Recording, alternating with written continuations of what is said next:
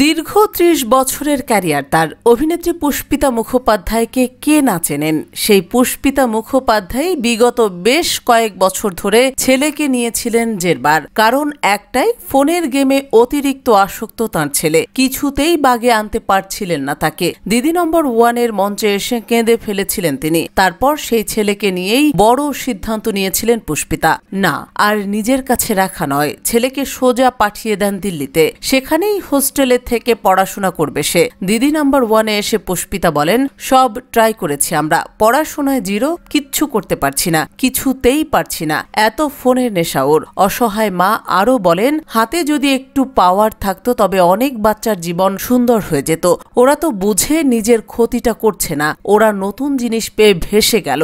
আমি কিন্তু সবটা পুরো সময়টা ছেলেকে দিয়েছি, কিচ্ছু লাভ হয়নি। অবশেষে সেখান থেকে নিস্তার মিলবে এমনটাই আশা রেখেছিলেন পুষ্পিতা।